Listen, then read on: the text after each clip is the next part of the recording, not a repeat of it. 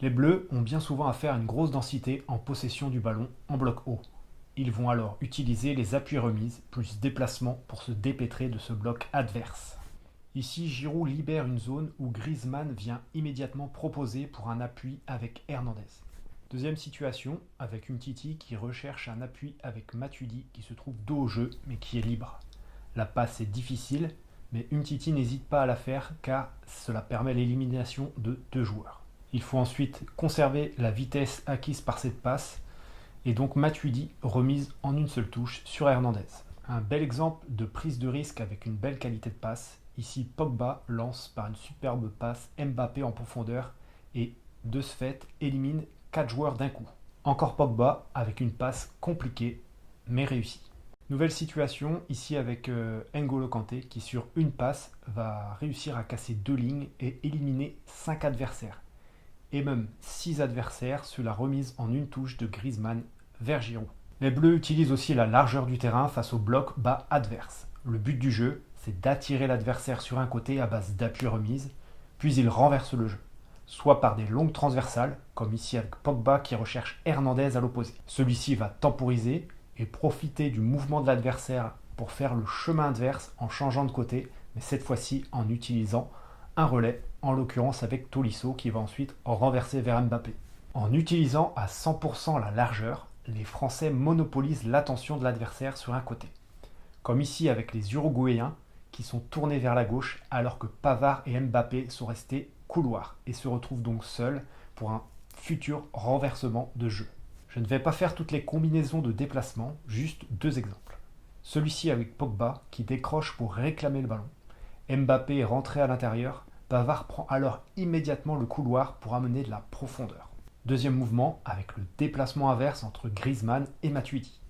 Griezmann rentre dans l'axe tandis que Matuidi s'écarte, libérant ainsi un couloir de passe entre N'Golo Kanté et Hernandez qui a effectué un appel couloir en profondeur.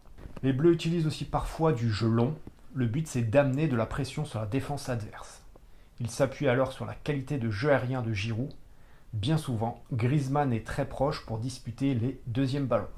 Umtiti est excellent dans le jeu long. Un exemple avec un dézonage de Giroud qui s'éloigne de sa zone habituelle pour prendre appui en défense et venir réclamer, lancer dans l'espace qu'il s'est lui-même créé. Je n'oublie pas non plus le jeu long rapide avec Pogba. Ici, une très grosse prise de risque avec un geste très difficile à effectuer, une passe en demi-volée pour lancer Mbappé en profondeur.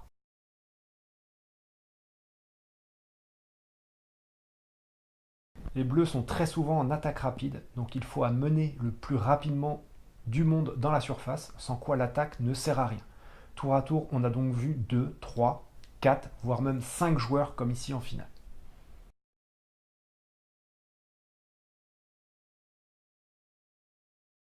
À la perte, il ne faut surtout pas que l'adversaire prenne de la vitesse. Les Bleus n'hésitent pas à casser le jeu avec quelques fautes bien senties pour permettre au bloc de se replacer. À la perte, on a vu souvent un pressing immédiat pour ralentir la progression de l'adversaire. Il y a encore harcèlement du porteur pour l'empêcher de relancer sereinement. Ici, les Bleus perdent le ballon haut sur le terrain, avec Varane qui est placé très haut, ainsi que Pavard dans son couloir.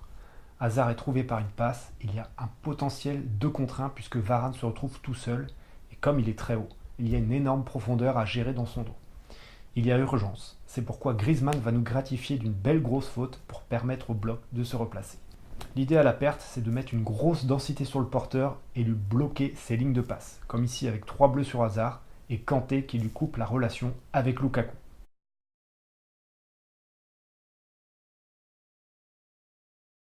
À la récup, deux comportements. Les bleus récupèrent bas et l'adversaire est en place, le ballon est remonté en attaque placée.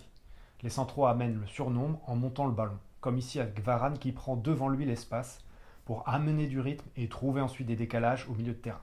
On remarque que Kanté se positionne alors pour surveiller la couverture. En revanche, si sur la récup, les bleus peuvent éliminer rapidement plein d'adversaires en mettant énormément de vitesse, on assiste alors à des attaques rapides.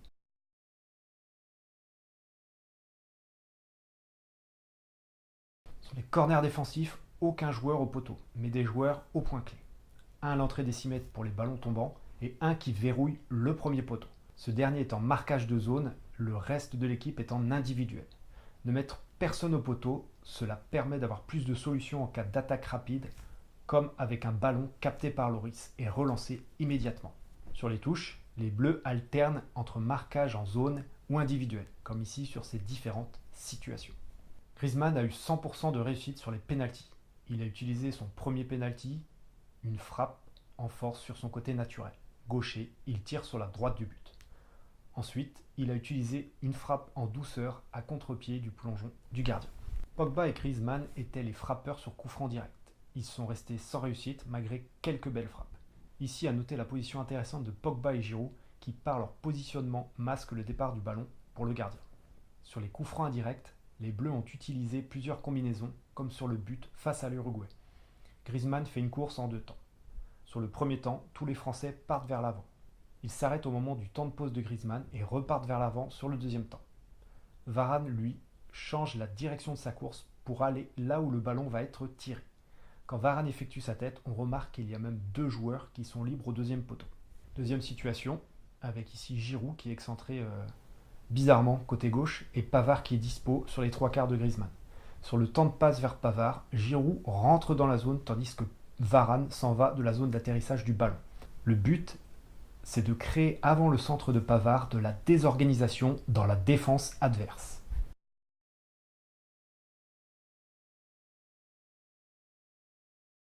Le collectif, la notion d'équipe, la solidarité qui passe par la communication.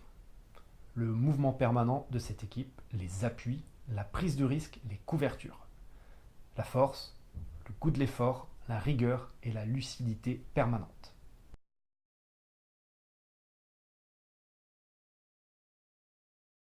J'ai voulu mettre en lumière certains des éléments clés du projet de jeu des Bleus lors de ce mondial. J'aurais pu encore en parler durant le double du temps car il y a plein de choses encore à dire sur la manière de jouer des Bleus. Mais j'ai voulu me concentrer sur l'essentiel. Un véritable jeu en équipe où la discipline et le don de soi pour ses coéquipiers auront été les clés pour accrocher cette 2e étoile parfaitement méritée.